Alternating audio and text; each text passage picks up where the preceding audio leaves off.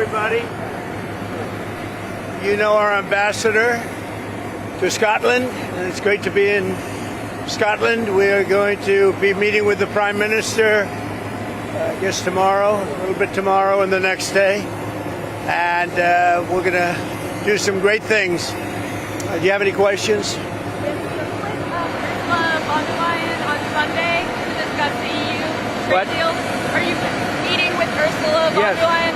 I'll be meeting with the EU on Sunday, and we'll be working on a deal. We'll see if we make a deal.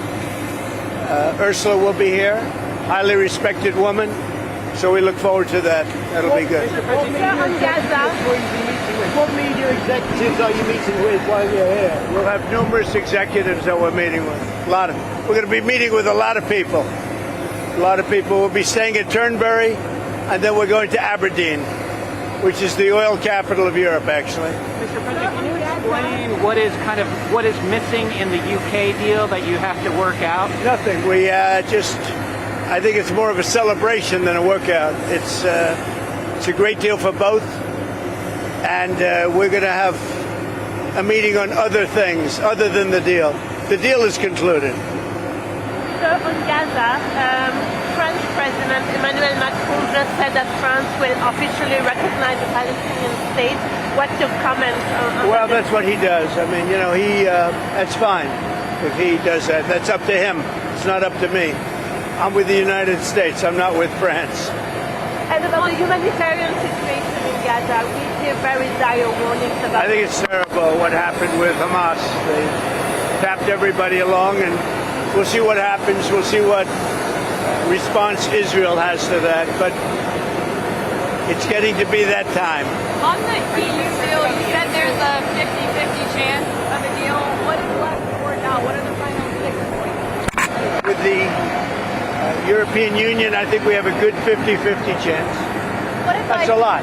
What are the sticking points that you Well, I don't want to tell you what the sticking points are, but the sticking points are having to do with maybe 20 different things. You don't want to listen to all of them. Yes? What advice are you going to have for our Prime Minister about free speech?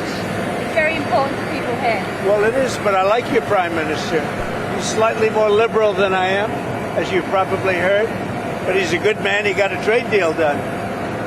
And, they've been working on this deal for 12 years. He got it done. It's a good deal. It's a good deal for the UK. So, no, I'll be seeing him tomorrow, I guess, tomorrow evening. And this is our wonderful ambassador, as you know. He's doing a good job. He's a very, very successful man. He'll be doing a good job. On Gaza, sir, the Royal and Ancient says you're going to have to Is that something you're going to ask the British Prime Minister for help with? The best course anywhere in the world is Turnberry. The players all want to be at Turnberry. Everybody wants to be at Turnberry, so we'll see how that works out. But the infrastructure needs to be improved. The infrastructure and the course is good. In fact, the Royal and Ancient, I don't know if you're aware of this, they spent a lot of money, hundreds of thousands of dollars, probably into the millions of dollars, and they've laid all the wire for television and for electricity under the holes of Turnberry, so that when the Open gets there, they have it all done. They paid for that. But we're talking about roads, the railway station, that sort of thing. That seems like a bigger thing. I don't know what you can do. All I can tell you is that it would be the best place anywhere in your country to have. There's no place like it. There's no place like Turnberry. It's the best, probably the best course in the world. And I would say Aberdeen is right up there also. Aberdeen's great. And while we're here, I'll be with my son, and he's going to cut a ribbon for the second course at Aberdeen, which is just about equal to the first. I mean, it's going to be a battle. It's, as you know, they're very highly rated. And the second course is great. Sean Connery helped get me the permits.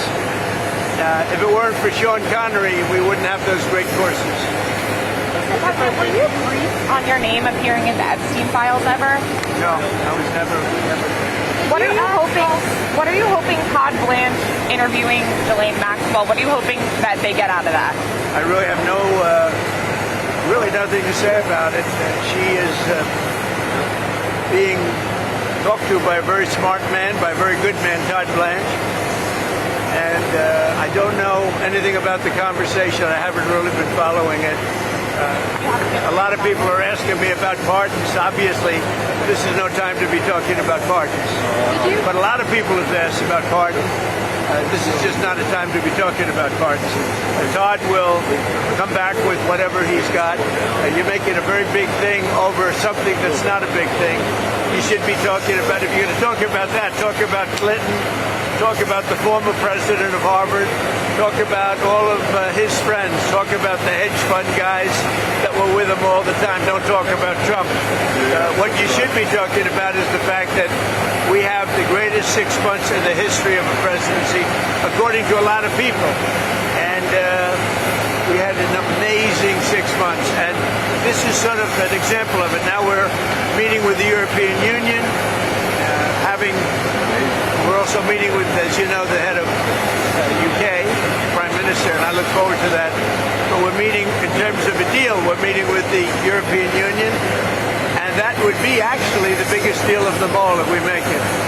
Did you ask House Republican leaders to not vote on the resolution about I was never involved in that.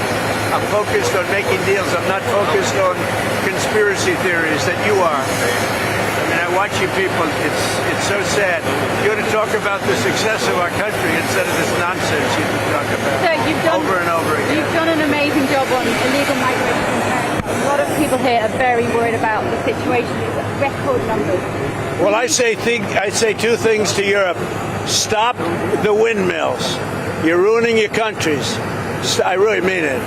It's so sad. You fly over and you see these windmills all over the place, ruining your beautiful fields and valleys and killing your birds. And if they're stuck in the ocean, ruining your oceans. Stop the windmills. And I mean, there's a couple of things I could say, but on immigration, you better get your act together. You're not going to have Europe anymore. You got to get your act together. And we, as you know, last month we had nobody entering our country. Nobody. Shut it down. And we took out a lot of bad people that got there with Biden. Biden was a total stiff. And what he allowed to happen, but you're allowing it to happen to your countries. And you got to stop this horrible invasion that's happening to Europe. Many countries in Europe. Some people, some leaders have not let it happen. And they're not getting the proper credit they should. I could name them to you right now, but I'm not going to embarrass the other ones. But stop. This immigration is killing Europe. And the other thing, stop the windmills, killing the beauty of your countries. Thank you very much, everybody.